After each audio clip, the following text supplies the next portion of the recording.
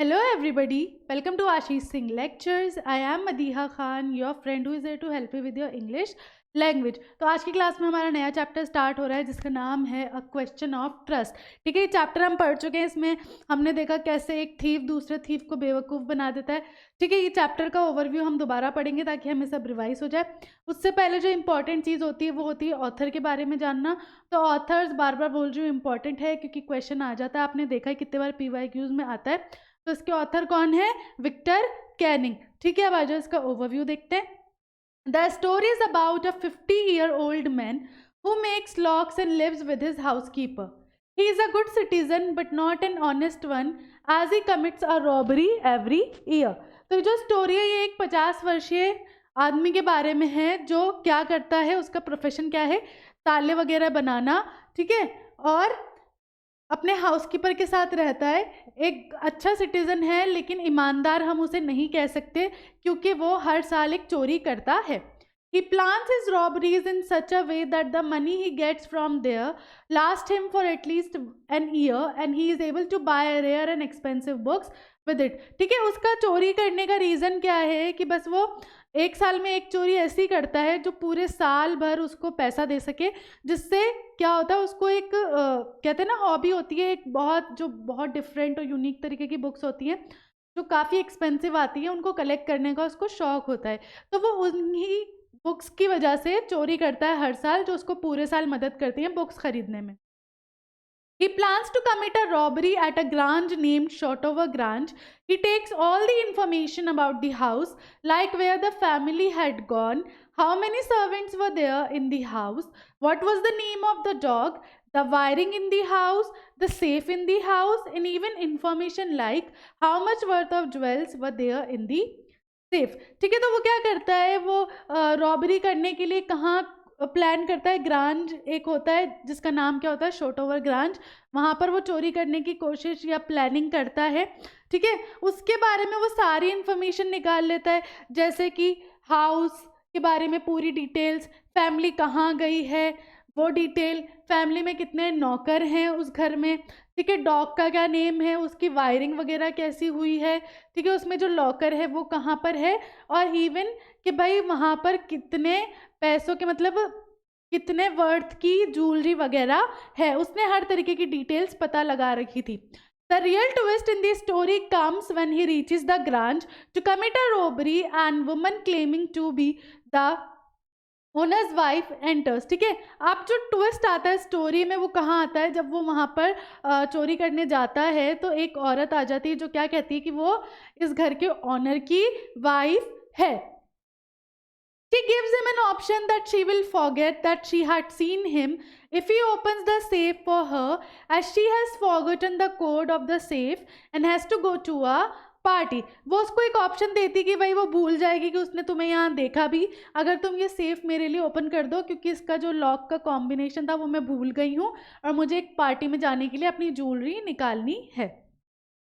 He does not realize that he is opening the safe for another thief and that she is not the actual owner of the house. उसको बेचारे को वो इतना डर जाता है कि रियलाइज़ ही नहीं होता कि जब मैंने इन्फॉर्मेशन निकाली थी कि भाई कोई है ही नहीं घर में तो ये लेडी कैसे आ गई, और कोई मतलब वो इतना डर गया था कि उसने ये भी कोशिश नहीं करी कि वो आइडेंटिटी जानने की कोशिश करे या कंफर्म करने की कोशिश करे, वो उसको मान लेता है कि वो ओनर की वाइफ है। He leaves happily thinking that he is safe but doesn't realize the fact that he had opened the safe for someone else, that too without wearing his gloves. ठीक है, अब वो खुश हो जाता है कि चलो जैसे तैसे बच गया, कोई पकड़ा नहीं गया, है ना। लेकिन उसको ये रियलाइज़ नहीं होता कि एक तो उसने इतना पैनिक होकर आइडेंटिटी कंफर्म नहीं की, दूसरा वो इतना मतलब स्टोरी में हमने देखा है कि वो इतना मतलब सिक्योरिटी सेफ्टी के साथ कुछ भी करता था और वो इतना डर गया था कि उसने ग्लव्स भी नहीं पहने जिससे उस सेफ पर उसके फिंगरप्रिंट्स आ गए थे। 3 days later, a police officer comes and arrests him, saying that his fingerprints had been found at the Shotover Grange. He then realizes that he had been fooled by a lady who was herself a thief and from the same background as his. उसके बाद क्या होता है, 3 दिन बाद एक police वाला आता है, उसको अरेस्ट करके ले जाता है कि शोटोवर ग्रांज में चोरी हुई है और वहाँ पर तुम्हारे फिंगरप्रिंट्स पाए गए हैं। तब उसको रियलाइज़ होता है कि वो जो दूसरी लेडी थी वो भी एक चोरनी ही थी उसके जैसी। He is sent to the jail and becomes an assistant librarian. He feels angry whenever someone talks about honor among thieves, as he had been cheated by one from his own community. अब उसको jail में भेज दिया गया, वहाँ पर वो एक असिस्टेंट लाइब्रेरियन बन गया. उसको हमेशा गुस्सा आता, जब भी कोई बात करता, भाई चोरों में सबसे ऊपर चोर कौन है, ये तो वही लेडी है जिसने तुम्हें भी बेवकूफ़ बना दिया, क्योंकि उसे चीटेड फील होता था अपनी ही कम्युनिटी से. ठीक है, तो इस तरीके का चैप्टर था. इसका हिंदी ट्रांसलेशन भी देख लो आप. कहानी एक 50 वर्षीय व्यक्ति की है जो ताले बनाता है और अपने घर के नौकर के साथ रहता है. वह एक अच्छा नागरिक है लेकिन ईमानदार नहीं है, क्योंकि वह हर साल डकैती करता है. वह अपनी डकैतियों की योजना इस तरह बनाता था कि डकैती से जो पैसे मिले वे कम से कम 1 साल तक चलें और वह उससे रेयर और महंगी किताबें खरीद पाए. रेयर, दुर्लभ. वह इन किताबों को इसलिए खरीदता है क्योंकि उसे वाकई दुर्लभ और महंगी किताबें इकट्ठा करने का शौक है. वह शॉटोवर ग्रांज नेम एक ग्रांज में डकैती करने की योजना बनाता है. वह घर के बारे में सारी जानकारी लेता है, जैसे कि परिवार कहाँ गया है, घर में कितने नौकर हैं, वहाँ के कुत्ते का नाम क्या है, घर की वायरिंग, घर में तिजोरी कहाँ है और यहाँ तक कि तिजोरी में कितनी कीमत की ज्वेलरी है. कहानी में असली ट्विस्ट तब आता है जब वह डकैती करने के लिए ग्रैंज पर पहुंचता है और मालिक की पत्नी होने का दावा करने वाली एक महिला प्रवेश करती है.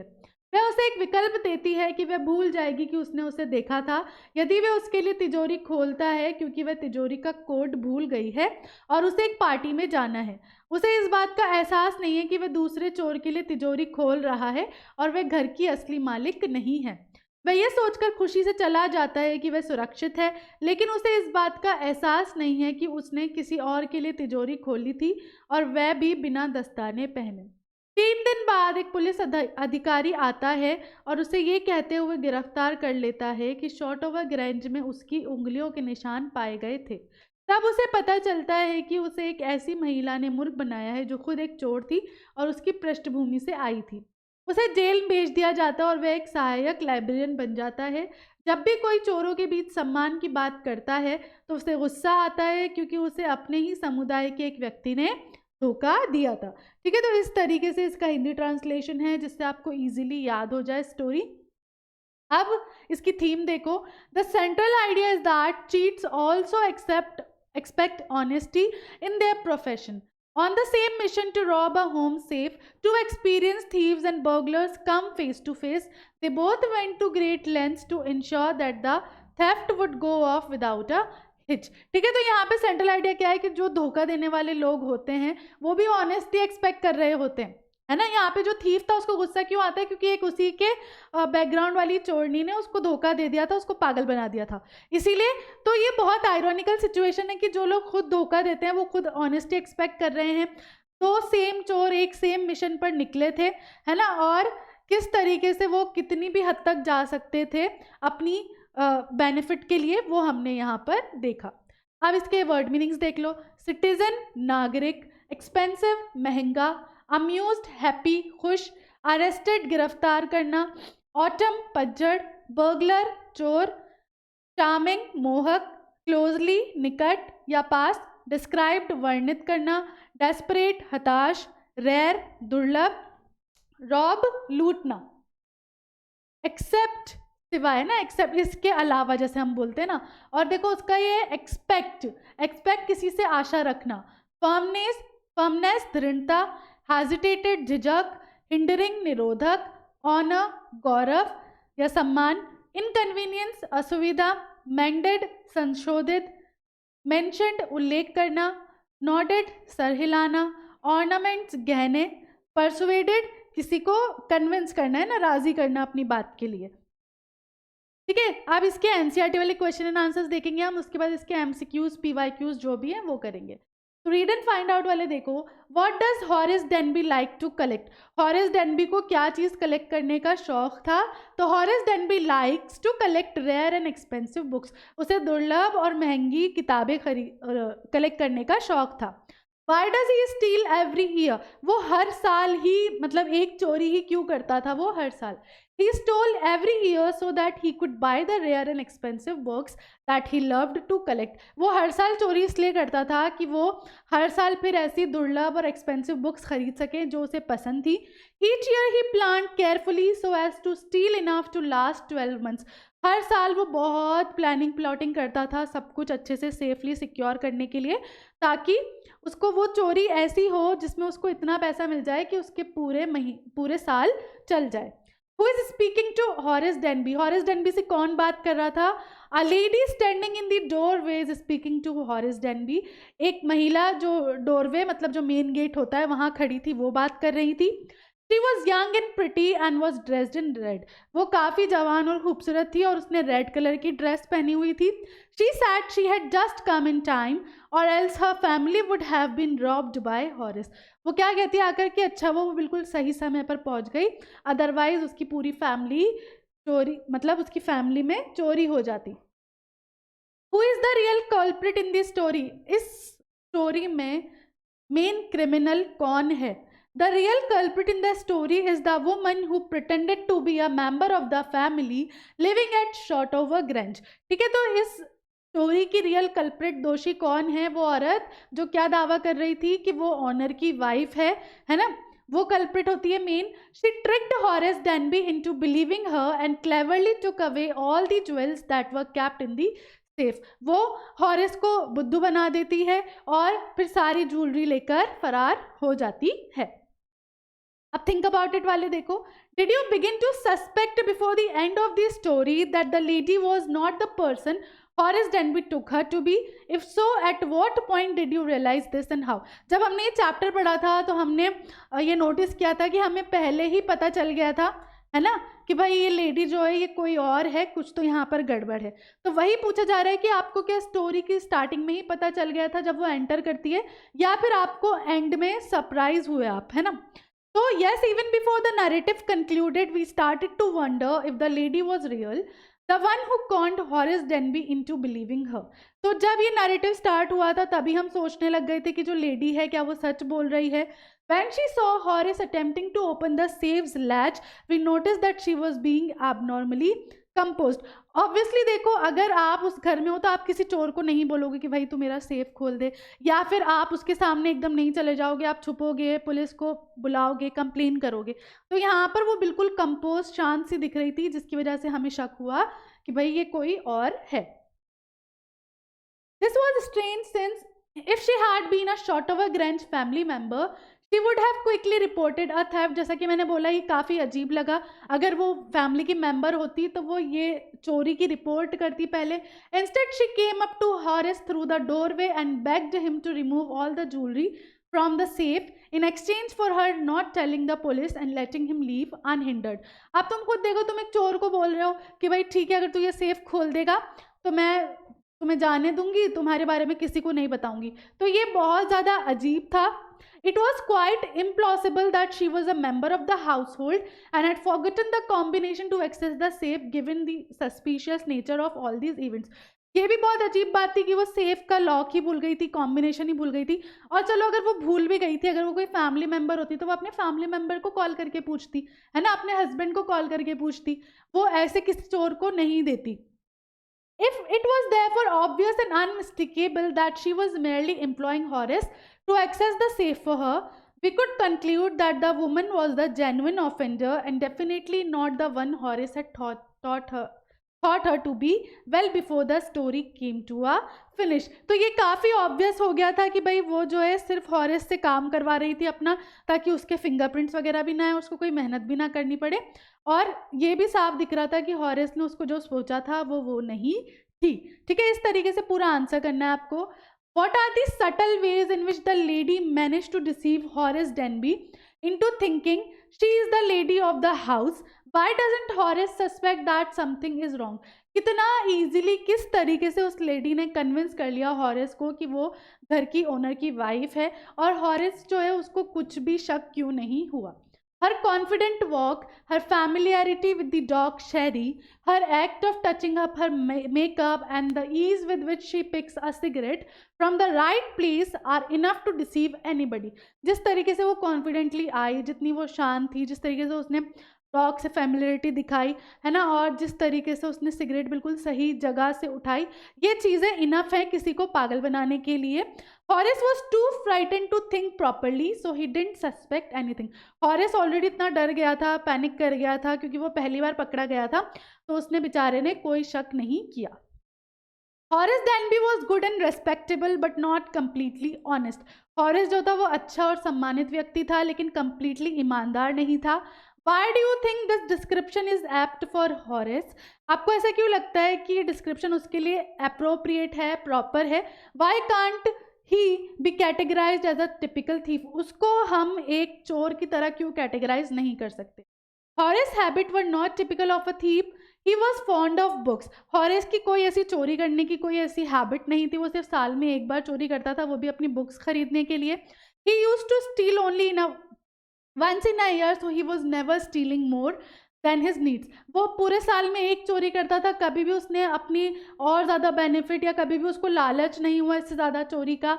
However, an act of theft is still a crime, no matter how well a thief behaves. So this description is apt for Horace. अब चाहे एक बार चोरी करो, 10 बार चोरी करो, वो है तो क्राइम, तो इसलिए ये जो डिस्क्रिप्शन है उसके लिए वो क्या है, बिल्कुल सूटेबल है।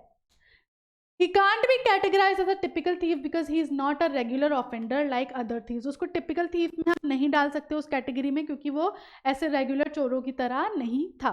Horace Denby was a meticulous planner, but still he faltered. Where did he go wrong and why? Horace Denby जो था वो एक meticulous planner था, मतलब काफ़ी सोच समझ कर वो प्लानिंग करता था और बहुत अच्छी करता था, फिर भी उससे गलती हो गई, तो वो कहाँ गलत हो गया और क्यों? Horace Denby failed to get enough information about the real occupants of the house. Horace Denby ने अपनी गलती कहाँ करी, जब उसने वहाँ पे कितने अंदर घर के मेंबर्स थे उनके बारे में उसने इन्फॉर्मेशन नहीं निकाली। He seems to be too occupied with collecting information about the house map, wiring and location of valuable items. वो बहुत ज़्यादा जो है किस चीज़ में हो गया था, किस चीज़ में घुस गया था, हाउस के बारे में, वायरिंग के बारे में, है ना, ये सारी चीज़ों के बारे में, कि वो जो घर के मेंबर्स हैं उनके बारे में इंफॉर्मेशन कलेक्ट ही नहीं की उसने।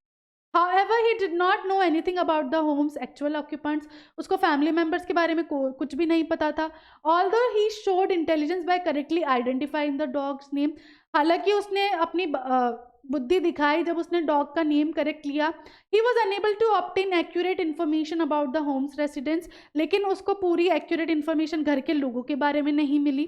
He was therefore too terrified to realize that the woman had duped him into believing her when she caught him in the act of trying to break the safe's lock. वो इतना डर गया था कि उसको जब पता चला कि उसको मतलब वो पकड़ा गया है, वो इतना डर गया था कि उसने कुछ भी सस्पेक्ट नहीं किया कि यह लेडी कौन है या क्या है। When he landed in trouble with the appearance of the young lady, his clever mind gave way to carelessness, leading him to open the safe without wearing gloves. अब वो इतना केयरफुली काम करता था, लेकिन वो इतना पैनिक हो गया था कि वो ग्लव्स पहनना भी भूल जाता है और सेफ ओपन कर देता है। ठीक है, अब इसके PYQs देख लो। PYQs में आपका जो पहले वाला है वो क्या है, एक्सट्रैक्ट बेस्ड है। ठीक है, तो आ जाओ पहले इसको देखेंगे हम। चलो तो देखो, he made locks and was successful enough at his business to have 2 helpers. Yes, Horace Denby was good and respectable, but not completely honest. 15 years ago, Horace had served his first and only sentence in a prison library. He loved rare, expensive books, so he robbed a safe every year. Each year he planned carefully just what he would do, stole enough to last for 12 months and secretly bought the books he loved through an agent. तो यहाँ पे Horace Denby के बारे में बताया गया कि कैसे वो एक सक्सेसफुल बिजनेसमैन था, तालों का काम करके, ठीक है, एक रिस्पेक्टेबल और गुड पर्सन था, लेकिन ऑनेस्ट नहीं था।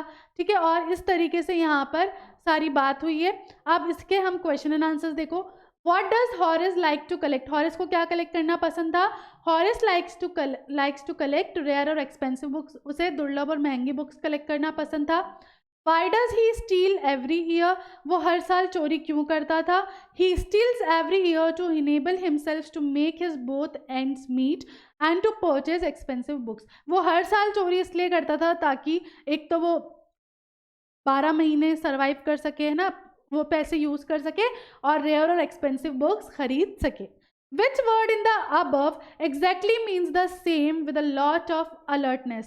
एक चीज़ जिसके लिए आप काफ़ी अलर्ट हो, काफ़ी सावधानी से जो काम करो, तो उसको हम क्या कहेंगे इंग्लिश में? Carefully. What is strange in the passage? यहाँ पे क्या चीज़ स्ट्रेंज थी पैसेज में? तो क्या थी? Stealing of expensive books. ये बहुत विचित्र था। नेक्स्ट देखो, by noon a policeman had arrested him for the jewel robbery at Shortover Grange. His fingerprints, for he had opened the safe without gloves, were all over the room, and no one believed him when he said the wife of the owner of the house had asked him to open the safe for her. The wife herself, a grey-haired, sharp-tongued woman of 60, said that the story was nonsense. Horace is now the assistant librarian in the prison. ठीक है, आप क्या होता है कि भाई दोपहर तक पुलिस जो है वो अरेस्ट कर लेती है हॉरेस को, उसके फिंगरप्रिंट्स जो हैं वो पाए जाते हैं उस पर लॉकर पे। अब उस पर कोई भी बिलीव नहीं करता जब वो कहता है कि भाई ओनर की वाइफ ने खुद मुझसे ये चीज़ ओपन करवाई थी सेफ। और जो रियल वाइफ होती है ओनर की, जो कितनी होती है, 60 साल की होती है लेडी, है ना, वो कहती है कि ऐसा कुछ भी नहीं है, मैंने कभी ओपन करने को नहीं बोला। जिससे हॉरेस को भी पता चलता है कि वो जो यंग लेडी थी वो खुद एक चोर थी, और हॉरेस जो है अब क्या है, एक असिस्टेंट लाइब्रेरियन है जेल में। तो Horace Denby was a brilliant thief, he was befooled, who befooled him. ठीक है, हॉरेस डेनबी जो था एक बहुत अच्छा ब्रिलियंट चोर था, लेकिन फिर भी उसको बेवकूफ़ बना दिया गया। तो उसको बेवकूफ़ किसने बनाया?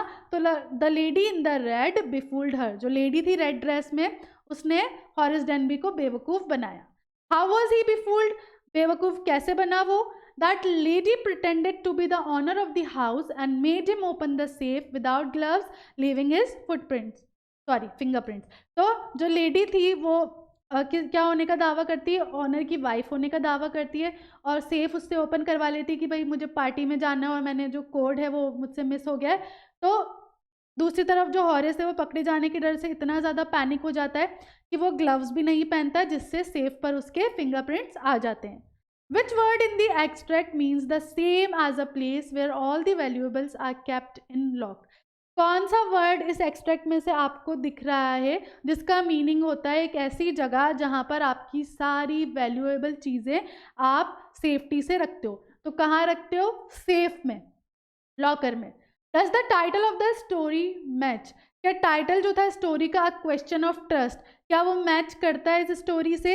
Yes it does, as Horace open safe in trust. ठीक है, क्यों? क्योंकि हॉरेस जो है वो उस पर विश्वास कर लेता है कि वो मुझे जाने देगी, और इसलिए वो सेफ ओपन कर देता है। ठीक है, इसलिए जो क्वेश्चन ऑफ ट्रस्ट है वो यहाँ पर एप्ट है। अब इसके एमसीक्यूज देख लो। Who is the author of this story a question of trust? Starting में मैंने बताया था कौन है author, Victor Canning. What is the meaning of honour among thieves?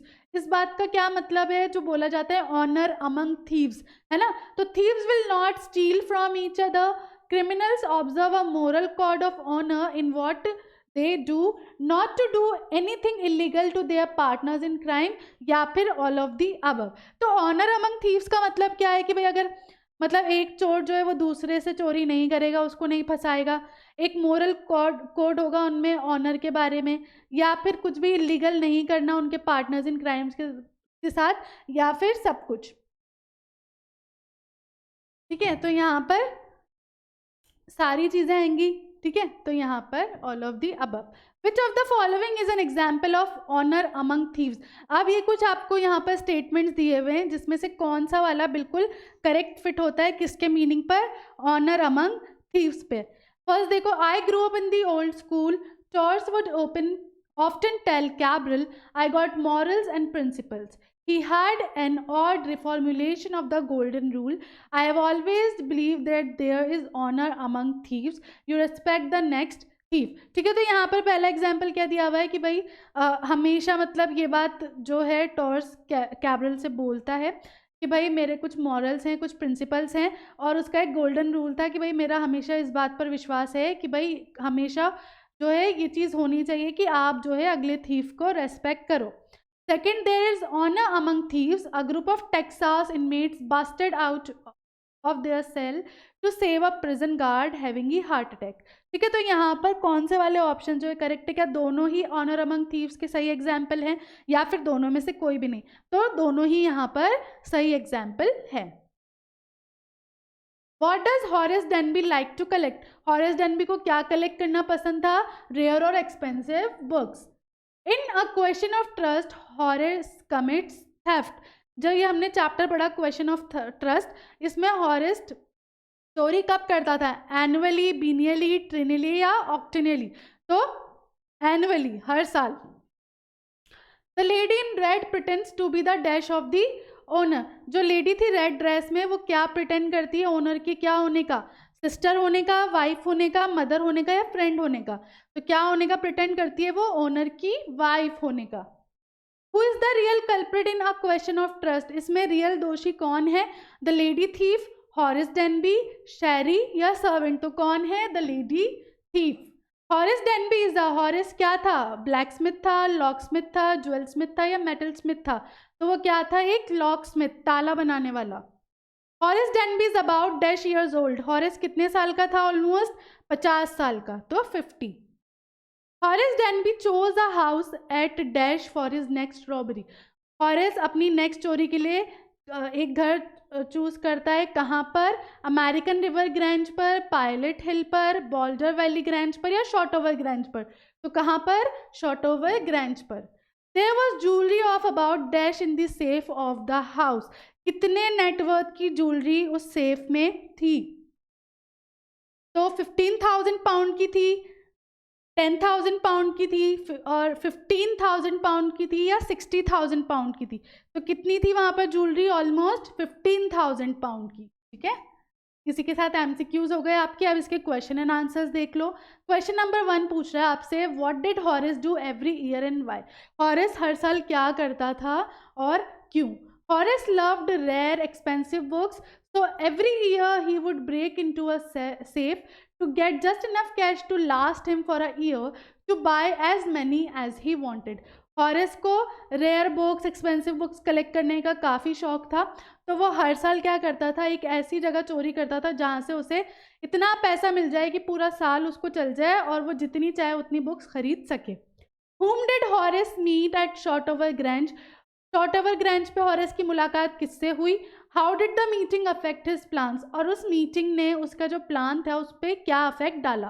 तो at Shortover Grange Horace encountered a young attractive woman wearing a red coloured dress. तो Shortover ग्रैंज पे Horace की मुलाकात किससे होती है? एक खूबसूरत ब्यूटीफुल यंग लड़की से जिसने रेड कलर का ड्रेस पहना होता है. She tricked him into opening the safe and taking the jewels out for her. वो उसको बेवकूफ़ बनाती है, सेफ ओपन करा लेती है, जूल सारे बाहर निकलवा लेती है by pretending to be the owner's wife. क्या प्रिटेंड करके कि वो ओनर की वाइफ है. हॉरेस's robbery was negatively impacted by this interaction because he was unable to escape with the diamonds. अब ये जो मुलाकात थी उसका इफेक्ट कैसा था? नेगेटिव पड़ा, क्योंकि उसके हाथ कुछ भी नहीं लगा और बाद में इवन उसको जेल भी जाना पड़ा. Why does Horace Denby get angry when anyone talks about honor among thieves? Horace Denby जो था वो गुस्सा क्यों हो जाता था जब भी कोई ऑनर अमंग थीव्स की बात करता था? Horace Denby becomes enraged whenever someone mentions honor among thieves because the young woman who conned him was also a crook but acted against this proverb. ठीक है, तो भाई ये था कि चोर जो हैं वो दूसरे चोर को धोखा नहीं देंगे, उनसे कुछ नहीं चुराएंगे, लेकिन वो जो लेडी होती है वो इस रूल को डिसओबे कर देती है एक तरीके से, इसलिए जब भी ये बात होती थी तो उसे बहुत ज़्यादा गुस्सा आ जाता था. What are the subtle ways in which the lady manages to deceive Horace Denby into thinking she is the mistress of the house? Same question NCERT में था, है ना? तो the subtle ways in which the lady manages to deceive Horace Denby into thinking she is the mistress of the house are her grace, charm, comfort level, knowledge, persistence, way of talking confidently and familiarity with the household. तो किस तरीके से भाई, अगर आप वो वाला answer लिखना चाहो, अगर वो याद हो जाए तो वो लिखो, वरना ये भी लिख सकते हो कि उसने जो अपना चार्म यूज़ किया, कॉन्फिडेंटली बात करना, ग्रेस, कंफर्ट लेवल, उसकी नॉलेज, है ना, और familiarity with the house hold dog, सबसे इस वजह से हॉरेस जो है वो यकीन कर लेता है कि वो मिस्ट्रेस है घर की. She even threatens to get him arrested which convinces Horace Denby that she is genuine. वो इवन उसको धमकी भी देती है कि मैं तुम्हें पुलिस के हवाले कर दूंगी, जिससे हॉरेस डेनबी जो है वो कन्विंस हो जाते थे कि भाई हाँ ये लेडी है घर की, ओनर है, वाइफ है ऑनर की. Horace was clever, but the lady in red was cleverer. Do you agree with this statement? Justify your answer.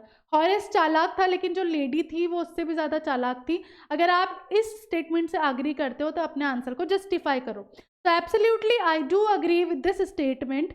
Horace was cunning since he carefully planned the robbery, researched the target, took the right tools as well as his gloves to guarantee he left no fingerprints. ठीक है, Horace जो था वो काफ़ी शातिर था, उसने सब कुछ केयरफुली प्लान किया, ग्लव्स वगैरह पहने, घर की सारी डिटेल्स वगैरह सब कुछ निकाली. But the young woman in red had all the essential knowledge and by pretending to be the mistress of the home took advantage of Horace's anxiety over being found out to get him to unlock the safe and give her the diamonds. लेकिन जो young woman थी उसके पास सारी main details थी और वो उसने उसी डिटेल्स का फ़ायदा उठाया.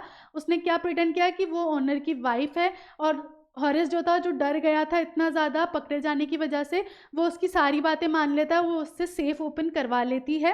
Even when she diverted his attention by picking up a cigarette that Horace offered to light after taking off his gloves, she made sure that Horace left his fingerprints at the scene. As a result, the lady tricked him. आप दूसरी बात कि भाई ना वो क्या करती है, सिगरेट उठाती है जिससे हॉरेस को ग्लव उतारने पड़े और लाइटर जलाना पड़े, वो भी वो जान करके करती है ताकि जब वो सेफ खोले तो उसके फिंगरप्रिंट्स वहाँ पर आ जाएं, ताकि उसकी जगह जब अरेस्ट करने की बारी आए तो हॉरेस को पकड़ा जाए. तो वो ज़्यादा क्लेवर थी.